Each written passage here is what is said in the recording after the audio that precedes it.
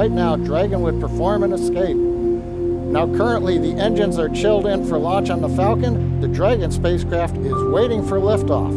We have retracted, and you can see in the video the strongback is moved away just about 2 degrees in rapid readiness for liftoff.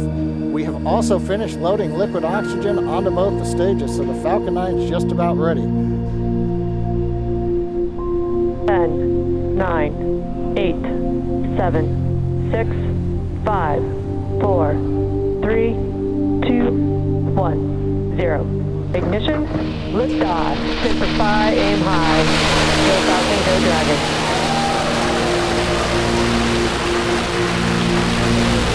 Vehicle is touching down range.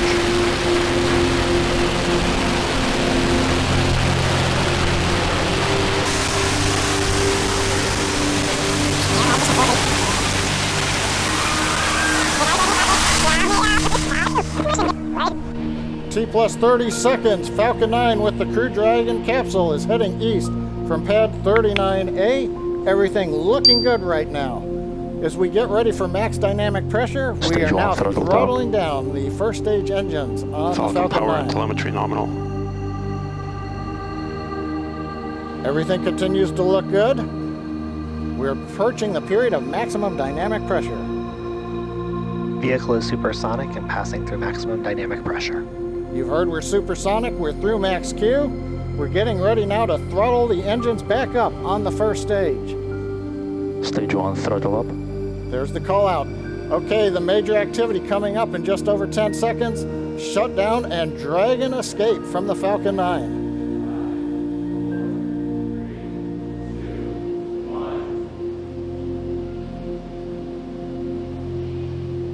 Miko. Dragon launch escape initiated.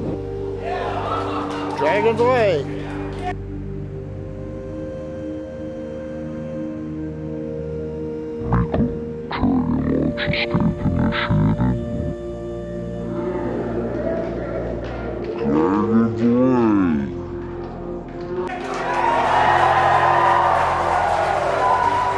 And you can hear some really loud cheering in the room.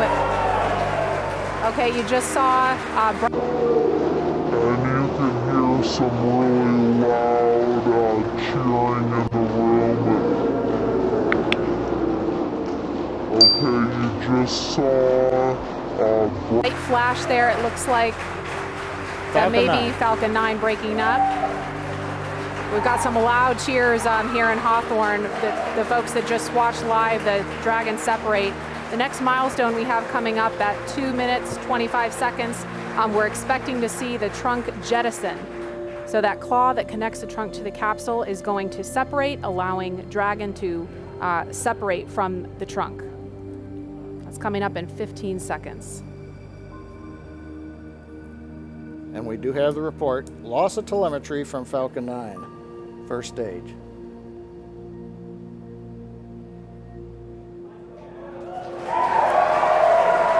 And there you just saw the trunk jettison. Again, some really loud cheers here in Hawthorne, California. This test is looking great so far.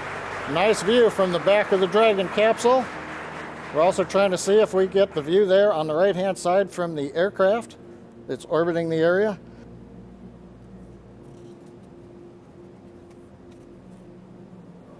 And there they are. Drogue chutes are out. Again, some major cheering going on here as every stage of this test unfolds. Now we're going to be getting ready for the main chutes to deploy. Now, main chutes will be coming up fairly quickly. There are 4 main parachutes. These are the newest Mark III parachutes. They're each 116 feet in diameter. We deploy them about 2 kilometers above sea level, 6,500 feet above the Atlantic Ocean.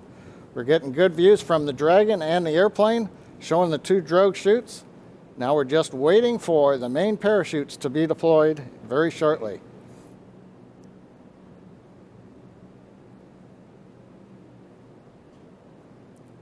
And we have the view from a different camera on Dragon showing the 4 main parachutes. Now they are deployed in a reefed condition. That means we're keeping them fairly shut to avoid shocks, and now we're slowly opening up the 4 parachutes. Great views coming off of the Dragon camera on the left And we can also see the 4 parachutes from the airplane on the right. That is a really cool view.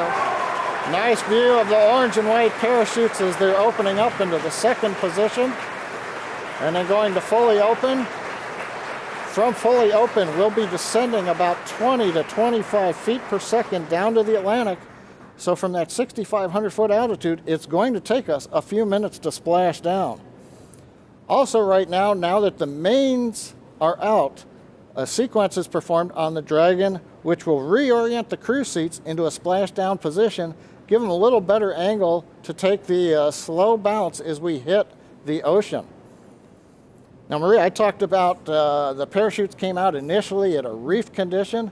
That's fairly standard. They come out not fully open. That way they're minimizing the shock on the parachutes.